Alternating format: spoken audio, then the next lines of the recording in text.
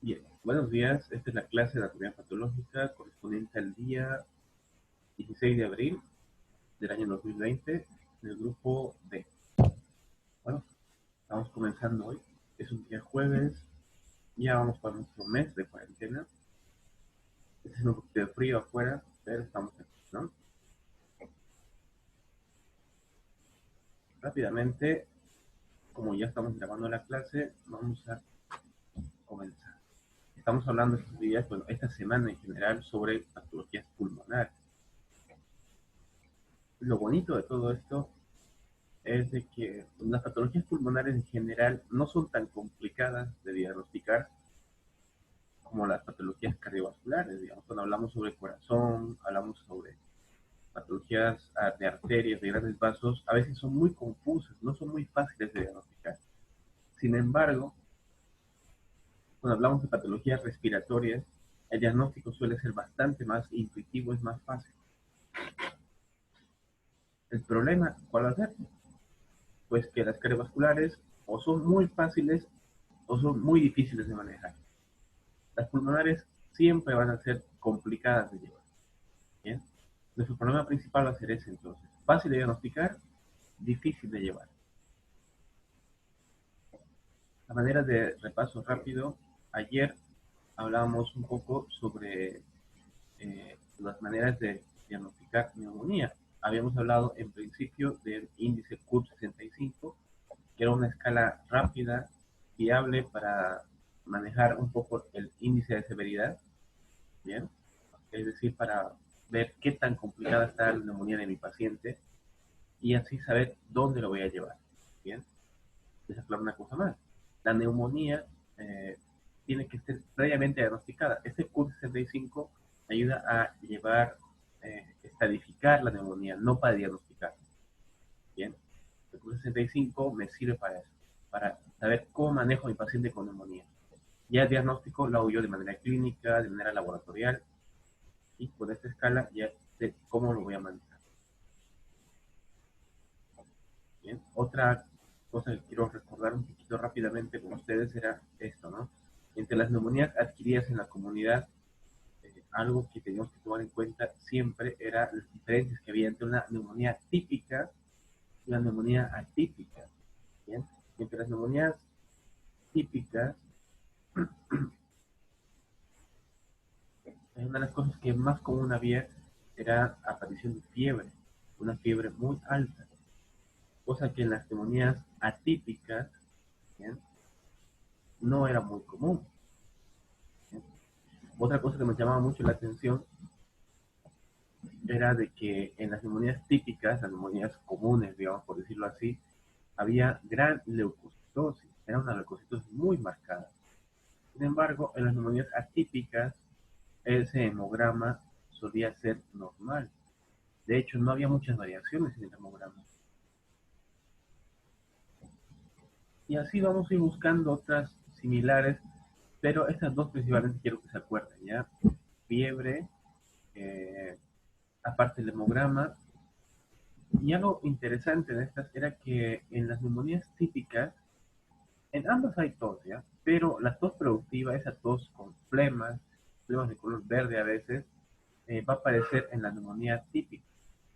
Y la neumonía atípica, que no es muy común, suele ser la tos a veces seca, ¿bien? O las flemas suelen ser simplemente filamentosas, suelen ser transparentes.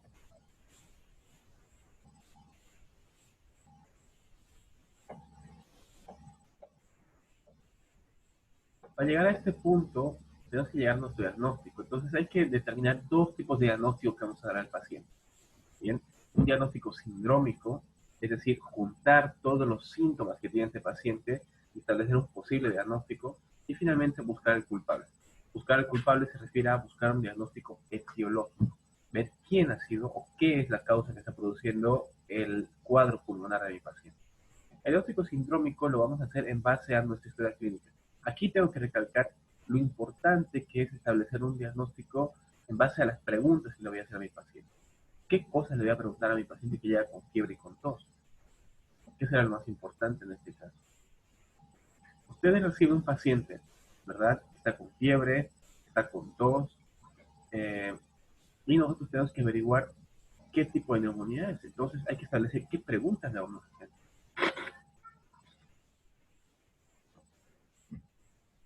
¿Qué otra pregunta le podemos hacer en su cuadro? ¿Qué le podemos decir, señor? ¿Hace cuánto que ha aparecido esa tos? ¿O hace cuánto está con fiebre? Otro motivo muy común es, otra pregunta muy común es decirle la antigüedad del cuadro. ¿Hace cuánto que lo tiene? Lo segundo que se le tiene que preguntar es el inicio de la enfermedad. Si es insidioso o si es súbito. Insidioso se refiere a que es algo que se aparece lentamente. Bien, él me dice, no, ha aparecido a poquito. Un día estaba con tos, al día siguiente con fiebre, al tercer día estaba con malestar. Eso quiere decir que es insidioso, que aparece lentamente. Bien, normalmente las neumonías atípicas, bien, las neumonías por hongos, por bacterias raras, suelen ser insidiosas, aparecen lentamente. En cambio, las neumonías bacterianas, las que son por bacterias típicas, suelen ser rápidas. Después de eso ya buscamos o sospechamos del agente que pueda ser. ¿Bien? Entonces, juntar estas tres cosas es movilizar un diagnóstico o un laboratorio, va a hacer que el otro engranaje de mi diagnóstico llegue juntos. ¿Bien? Solamente de esta forma es que vamos a llegar a un diagnóstico preciso en el paciente. Bien. Ayer, lo que preguntaba, hablábamos un poco sobre los métodos que podían ayudarnos a llegar al diagnóstico, además del laboratorio. Uno de estos podría ser un examen de esputo o un hisopado faríngeo también, o un cultivo de secreción bronquial. Bien, este examen me da la ventaja de que sí es bastante preciso, bien, me ayuda mucho, tanto el cultivo de esputo como el hisopado faríngeo. Eh, Tengo que hacer solamente una pequeña muestra, o a veces 3 muestras seguidas, como en el caso de la tuberculosis. Se tiñe esa muestra y se puede ver qué es lo que hay. Ventajas, que es excelente, es rápido. Desventajas, que tarda. Puede ser entre 24, 48, 72 horas más o menos. Es decir, a veces no tenemos tiempo de esperar 3 días. Bueno,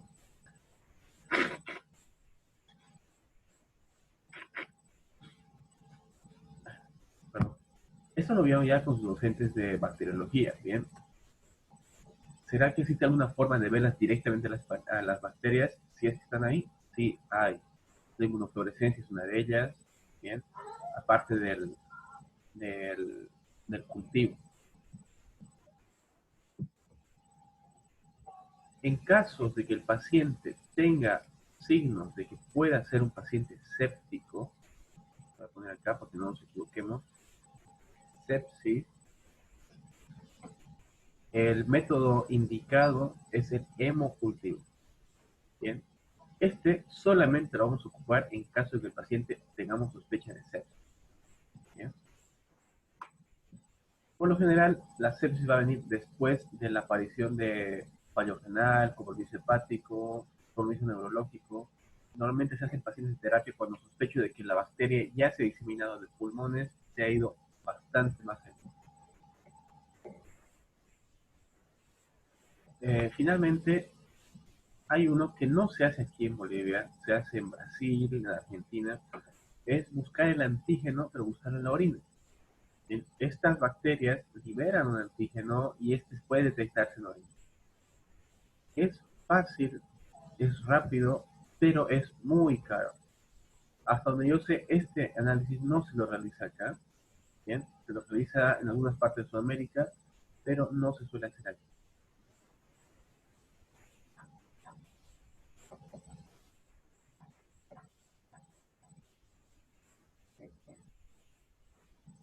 Pero,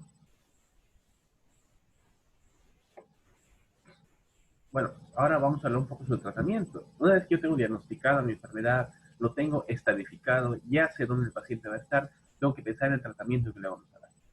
¿Bien? A la hora del tratamiento, no solamente hablamos de antibióticos, sino soporte del paciente, o ventilación, eh, y además la parte antibiótica, ¿no? Bien, aquí vamos a combinar un poquito la parte farmacológica, nuestra materia de farmacología, con la parte de anatomía patológica, ¿de acuerdo?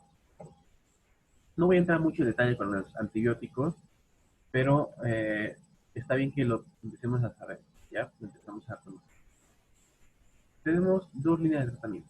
Puedo utilizar un bacteriostático, un antibiótico bacteriostático, es decir, que inhibe el crecimiento celular de la bacteria, ralentiza su multiplicación y le da tiempo a mi cuerpo de responder. Eso se llaman bacteriostáticos. Los más comunes son la claritromicina y la acitromicina, de efecto bactericida, bacteriostático, perdón.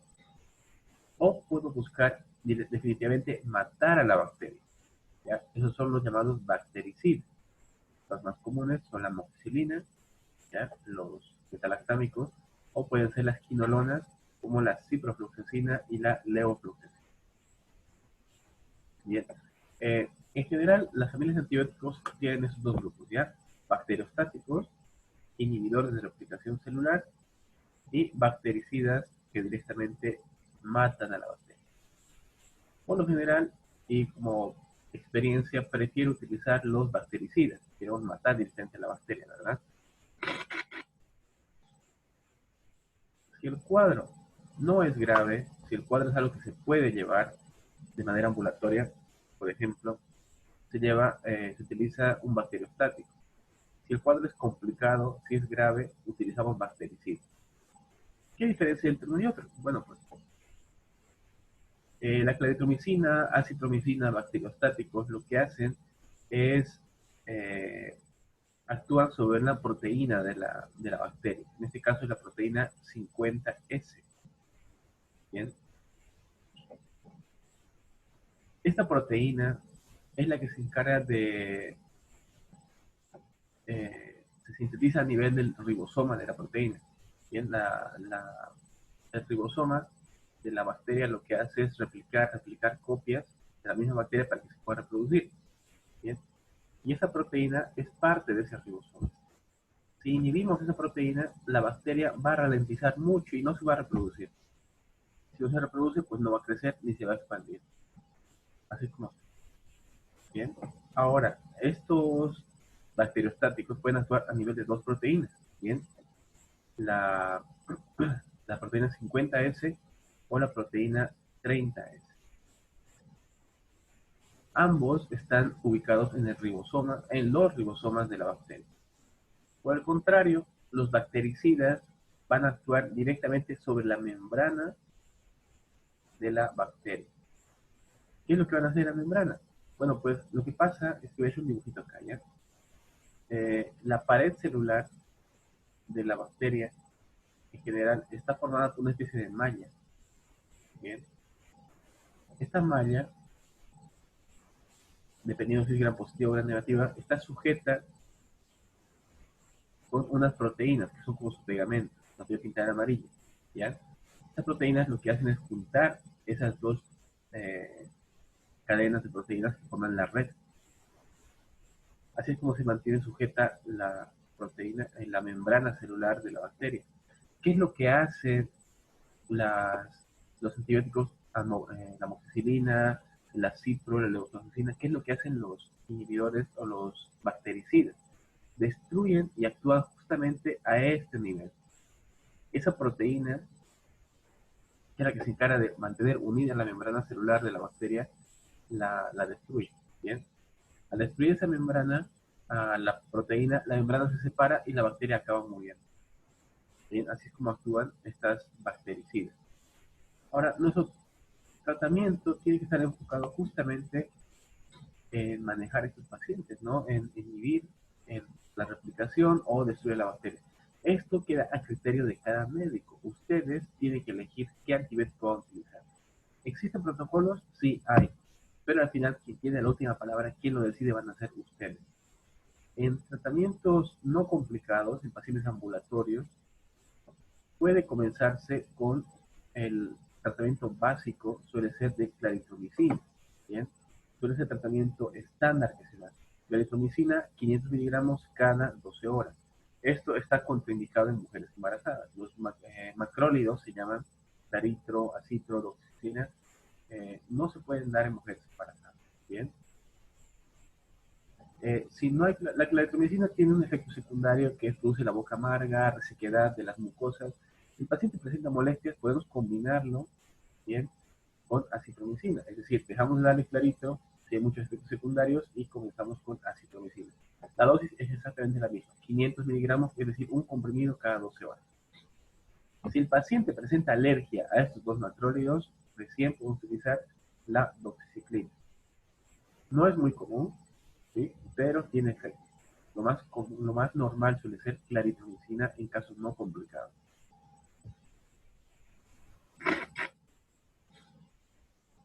Si el paciente es ambulatorio, pero es un paciente mayor, es un paciente que tiene factores de riesgo, por ejemplo, si es anciano, es un paciente que tiene hipertensión o alguna enfermedad de base como diabetes también,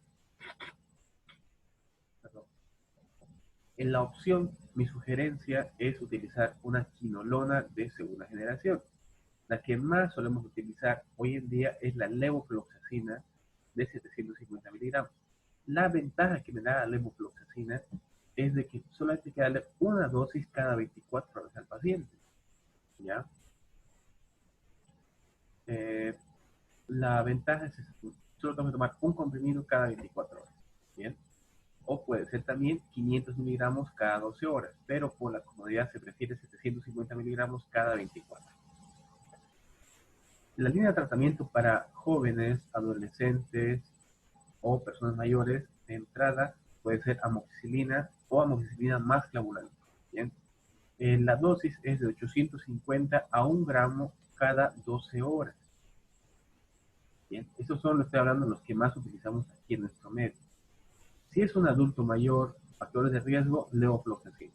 Si es una persona joven, pero con factores de riesgo, pues amoxicilina más clavulánico o amoxicilina sola, en dosis de 875 a 1 gramo cada 12 horas.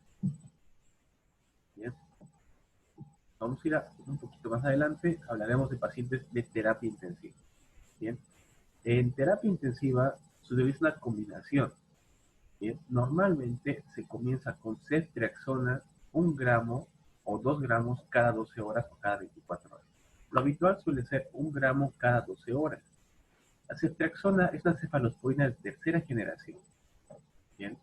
Esa ceftriaxona, la ventaja que me da es que no hay que hacer dosis cada 6 o cada 24 horas, sino se puede hacer una dosis exacta cada 24 o incluso cada 48 horas, si es renal el paciente. Esta ceftriaxona por lo general no va a ir sola. La ceftriaxona en terapia se suele combinar con levofloxacina. Bien. Hoy el protocolo es ceftriaxona más levo cada 12 o 24 horas.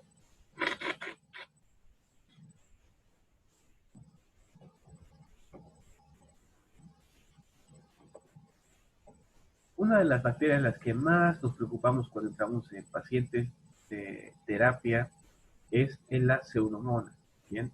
Ya sea por causas extrahospitalarias o intrahospitalarias, la pseudomonas tiene que manejarse un poquito más, eh, tiene que ser un poco más específico el tratamiento, ¿bien? Por lo general, antes se utilizaban una combinación de un metalactámico, podía ser amoxicilina, ¿bien? Más un macróleo, que podía ser claritromicina, ¿bien? O podía ser más amoxi más levofloxacina. Hoy en día el tratamiento para pseudomonas ha cambiado bastante. Ya estos no se los está utilizando. El tratamiento para pseudomonas de ingreso puede ser un carbapenem, puede ser meropenem o imipenem.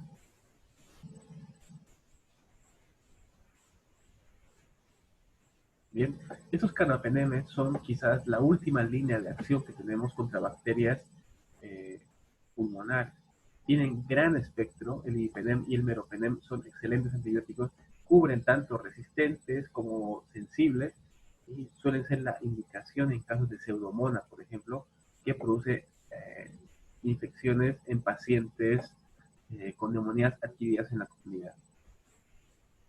Bien, aquí vamos a hacer una pequeña pausa Antes de continuar, bien, quiero tomarles una foto. Prendan la cámara, porfa. Quiero verlos.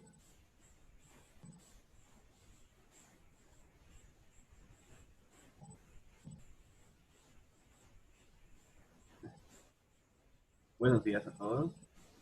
Eso. Faltan dos personas más. Juan Daniel y Luis Sebastián.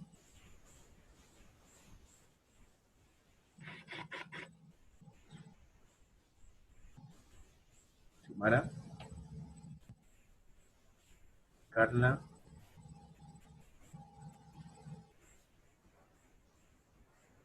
Bien. Vamos a saludar a la cuenta de tres. Uno, dos, tres.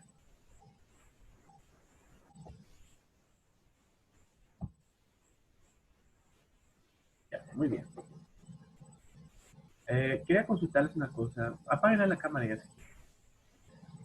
Eh, ¿Quiénes están con problemas para el internet? ¿Quiénes no tienen wifi en la casa? Yo creo. ¿Están con muchos problemas para la conexión, para... No solo en crédito estoy gastando mucho. Sí, lo que me comentaban antes era que sí, se gasta menos megas, creo, cuando está con la cámara apagada, ¿no? Sí,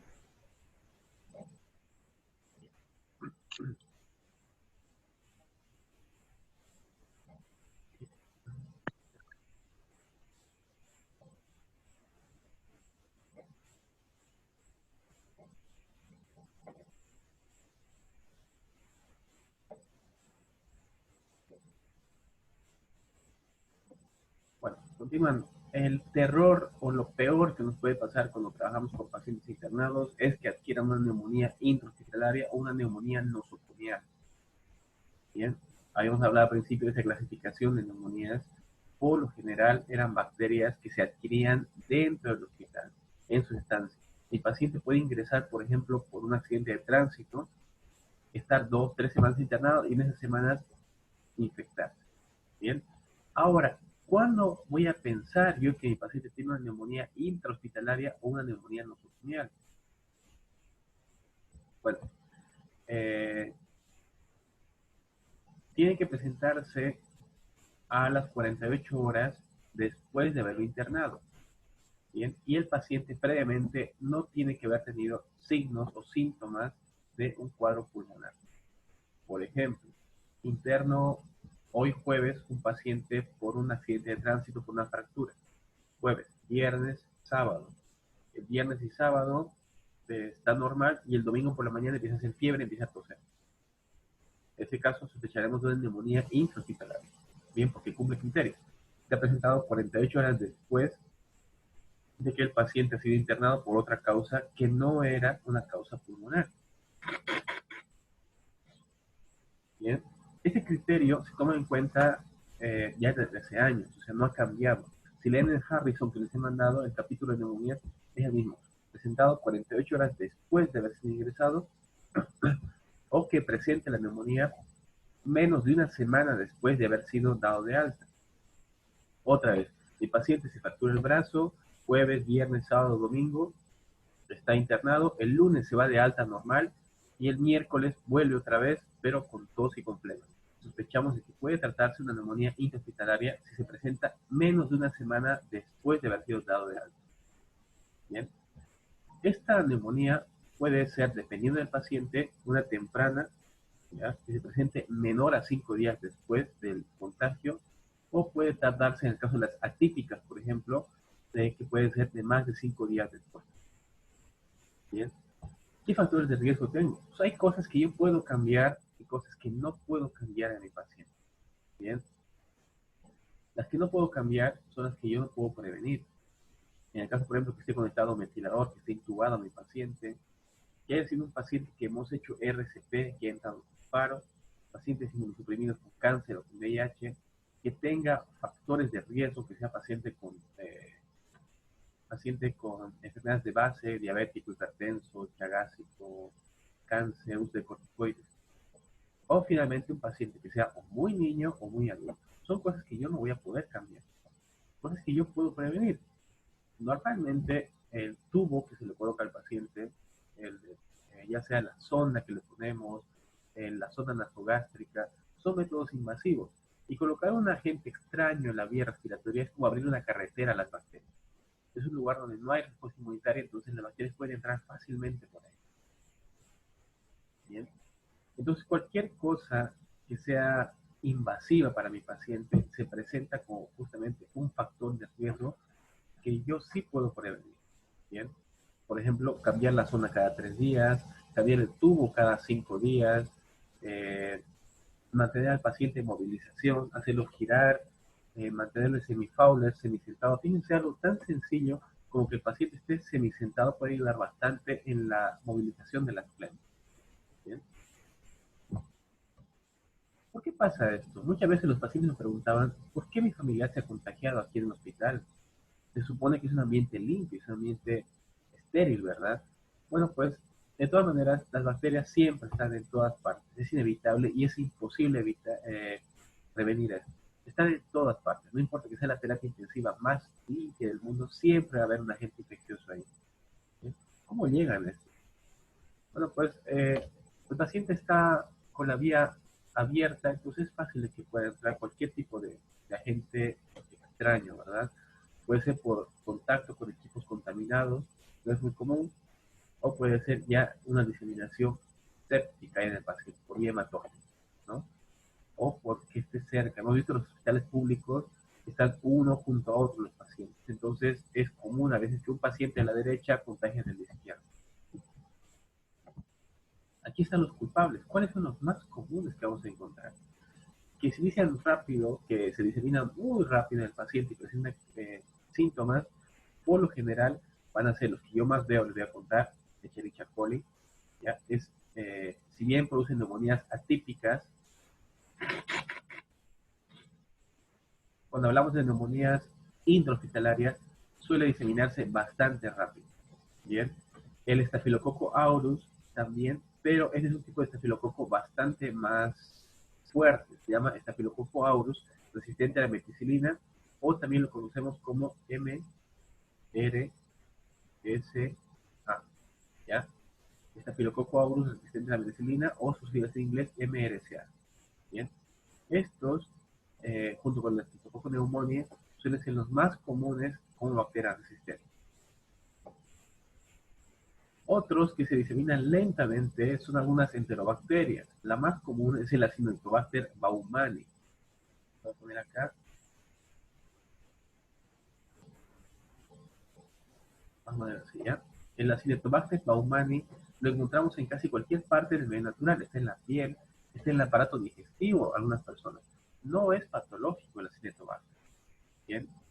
Pero cuando estamos inmunosuprimidos, cuando estamos con defensas bajas o internados, si logra llegar a pulmones, aparato respiratorio, mi respuesta inmunitaria no va a ser suficiente y se va a diseminar rápidamente. Y otro, la que conocemos como la bacteria quizás más resistente al clima, se la conoce como la bacteria de las aguas termales también, la pseudomonas. ¿Por qué se la llama bacteria de las aguas termales? Por su gran resistencia al, a la temperatura. Puede soportar temperaturas de hasta 50 grados esta pseudomonas y no va a morir. Bien, estos intrahospitalarios, además de tener características especiales, suelen ser resistentes naturales a los antibióticos que hemos visto antes. Bien, ¿qué es lo que vamos a encontrar en el paciente o qué me hace pensar de que esta persona tiene una neumonía intrahospitalaria? Por lo general, no siempre va a ser tos. Bien, las actividades en la comunidad, su característica principal era tos, fiebre, malestar. En las intrahospitalarias, la tos suele ser lo último que me aparece. De hecho, a veces ni siquiera hay tos en el paciente. ¿Qué es lo que hay? Hay gran secreción y disnea en mi paciente, dificultad para respirar. Algo característico son esos puntitos blancos que hemos visto hace rato en las placas de tórax. Son llamados infiltrados, como puntos blancos en muchas zonas. Segundo, va a ser fiebre. El paciente va a hacer fiebre y no vamos a saber por qué está haciendo fiebre. Los leucocitos van a estar o bien muy aumentados o van a estar muy bajos. ¿Ya? No van a estar en los rangos que conocemos. Hablamos de mayores a 10.000, 14, 15.000 leucocitosis de conteo total, o conteos muy bajos, hablamos de 2000, 2500. Yo una vez vi un paciente que tenía un conteo de 1200 leucocitos, era bajísimo. Cuando le damos aspiración o veamos las secreciones, ahí vamos a encontrar secreciones amarillentas, secreciones purulentas en el paciente. Otra vez, como diagnosticamos, en este caso sí o sí tiene que ser o mi cultivo de secreción o mi examen de esputo. Bien, en estos casos solamente ya vamos a tomar en cuenta algo más invasivo como un aspirado faríngeo o la sonda que va a entrar y va a sacar secreción del fondo de los bronquios. Bien.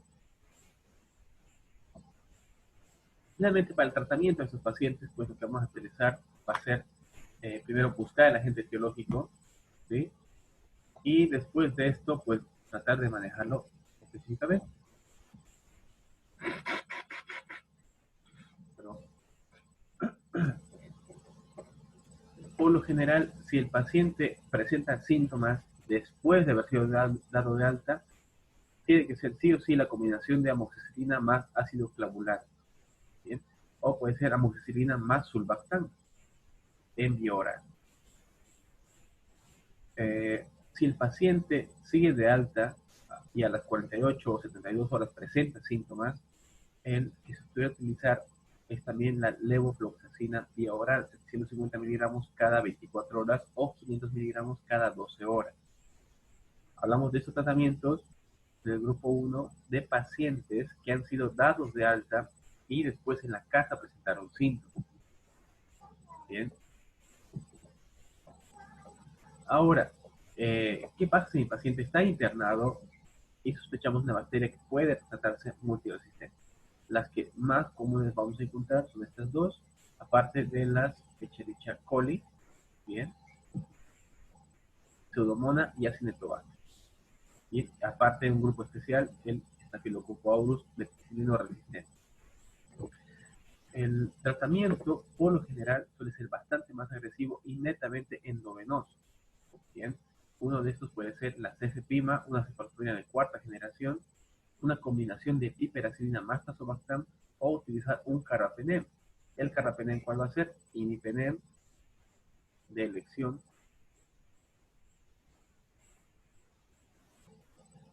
Bien, el imipenem, combinarlo más un aminoglucósido. ¿Cuál suele ser el más común aquí? La amicacina.